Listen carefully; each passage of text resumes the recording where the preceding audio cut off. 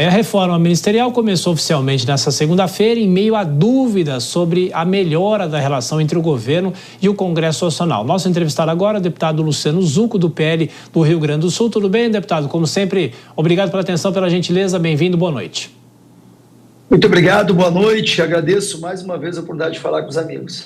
Obrigado. Claro, deputado, o senhor é da oposição, tem obviamente uma visão crítica ao governo e ao trabalho que é feito, mas eu pergunto para o senhor o seguinte: com a aproximação de Gleisi Hoffmann, do presidente da Câmara, Hugo Motta, e até essa conversa que ela vem tendo com o presidente do Senado, e a partir disso também a liberação das emendas, mesmo ainda de forma parcial, a liberação das emendas, o senhor acha que essa relação melhora ou não melhora, deputado? Olha, é importante salientar que a oposição, ela não é oposição ao Brasil. Ela, naturalmente, ela está fazendo oposição àquilo que a gente não acredita ser um projeto de nação, mas sim um projeto de poder e vingança. E a Gleisi, com todo o respeito que eu tenho, a figura pública, ela, para diálogo, é muito ruim. Ela é uma pessoa realmente que tem os seus posicionamentos radicais. Tive a oportunidade de tentar um diálogo por ocasião da CPI do MST e não existiu. Eu acho estranho essa estratégia. Para a oposição é melhor ainda, porque ela não tem esse equilíbrio para que haja essa conversa, não só com a oposição, mas inclusive com partidos de centro. O governo está totalmente perdido. É estranho essa estratégia. Primeiro, um marqueteiro para tentar mexer na inflação. Isso aí é impossível. Depois, escândalos atrás de escândalo. Recentemente, uma instituição espanhola, para ganhar quase 1 bilhão, quase 700 milhões em torno da COP30. Agora, uma denúncia de uma secretária do Ministério da Cultura. No meio de tudo isso, uma mudança ministerial, o governo está perdido. Eu, sinceramente, é muito fácil fazer oposição, porque não tem nenhuma notícia que venha a gente querer apoiar. Eles, inclusive, recentemente, numa pauta importantíssima dos alimentos, ao invés de favorecer, de contribuir com os produtores rurais, com o agronegócio, eles querem isentar a isenção de imposto em produtos que nós somos campeões de produção, seja carne, laranja, café. Enfim, eles estão perdidos. A inflação não é na procura, é na demanda. As pessoas não têm dinheiro. Enfim, Thiago, eu sinceramente acho que o governo está perdido e a escolha da ministra Gleisi Hoffmann é uma péssima escolha para quem quer um diálogo. Deputado Zucco, vou chamar os nossos comentaristas. Próxima pergunta de Dora Kramer. Você, Dora. Boa noite, deputado. Bom, eu já tinha uma questão que o senhor já respondeu, né? Eu ia perguntar se a presença da Gleisi na articulação política dificultava ou facilitava o trabalho da oposição. O senhor já respondeu, facilita.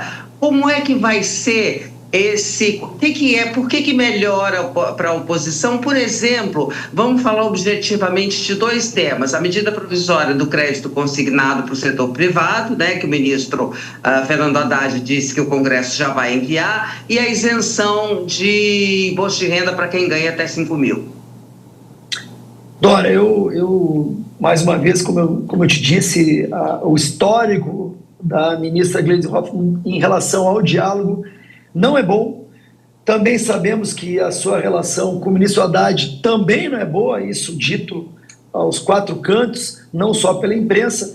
E é estranho que um governo que precisa do Congresso, que precisa da dinâmica e atuação do Hugo Motta está muito positiva nesse retorno. Ele está organizando as pautas, dando antecedência, querendo realmente construir, mas o governo, na contramão, apresenta uma parlamentar radical do PT, que não tem uma conversa equilibrada, não só com o PL, mas com outros partidos, e a gente tendo pautas importantes a avançar. Então, sendo objetivo, é difícil de falar em pautas que vão acontecer na medida que hoje a interlocução passa a ser com uma deputada, na minha visão, radical.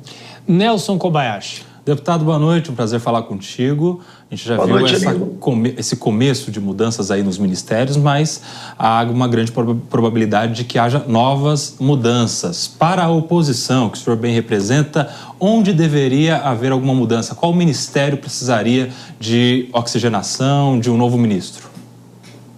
Olha, Nelson, muito boa a sua pergunta. Eu não tenho dúvida que nós precisamos mexer na área da agricultura. Eu estou chegando agora do Rio Grande do Sul, estava num evento da Expo Direto, lá numa área onde precisamos de apoio. Está tendo uma estiagem no Rio Grande do Sul, mas em outros estados também o agro precisa desse apoio federal, e a gente entende que os recados dados pelo governo federal para o setor do agro são péssimos. Semana passada, o presidente Lula foi num evento do Movimento Sem Terra. Um movimento claramente que não só comete crimes do esbulho possessório, mas outros, mas não vou focar nisso. Em contrapartida, uma feira agrícola com produtores rurais precisando de uma ajuda, não havia um representante do governo federal. Quanto mais o ministro da Agricultura, que poderia lá, quem sabe, acalentar um pouco. E tu vê um movimento, na minha visão, totalmente errado, não só no lado técnico, mas do lado estratégico. Eles estão atacando, achando que a inflação é da procura. Eu pergunto para os amigos, nós não somos os maiores produtores de frango, de gado, de café, de laranja. E, ao invés disso, eles estão importando, querendo importar produtos, já tendo a demanda interna. Nós temos produto para o cenário nacional, nós temos como abastecer o Brasil. O problema está na demanda. O produtor rural não é problema. As produções também não são, mesmo com as estiagens ou com cheias, dependendo do estado. O problema é o poder de compra. Os impostos, o brasileiro está comprando menos. Então, eu acho que nós precisamos de forma urgente trocar o ministro da Agricultura, o ministro Fávaro, que não só pela sua irresponsabilidade, mas incompetência na pasta, está prejudicando um setor responsável por 1/3 do PIB, um setor que gera milhares de empregos, que alimenta o Brasil e que, na ponta da linha, está fazendo com que a cesta básica saia mais cara. Então, eu acho que começaria pelo ministro da Agricultura. Deputado, uma última questão, rapidamente. A gente falou agora há pouco sobre o orçamento, né? A votação na comissão mista só na semana que vem. O senhor acha que isso não seria possível antecipar um pouco? Porque o orçamento é fundamental não só para o interesse do governo, mas também para os próprios parlamentares na divisão do bolo com as emendas, né? Olha, Tiago, eu acredito que, logicamente, que o orçamento é importante.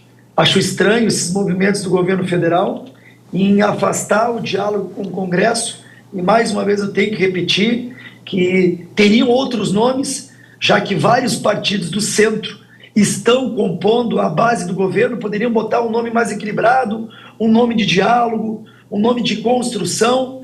Nós, da oposição, temos diálogo com o Progressista, com a União Brasil, com outros partidos que compõem o governo, mas colocar, como eu disse anteriormente, uma deputada que, aos 4 cantos, fica polarizando, buscando ainda o confronto, justamente quando temos pautas como o do orçamento, muito bem dito por ti, está na premência de ser votado, eu acho um erro estratégico, um erro fundamental. Enquanto eles ficam preocupados se o Eduardo Bolsonaro está ou não com passaporte, eles não estão focando no avanço do Brasil, em melhorar as condições do brasileiro. Infelizmente, esse é um quadro de um governo que, na minha visão, está errando todos os dias, e como oposição nós vamos cobrar resultado.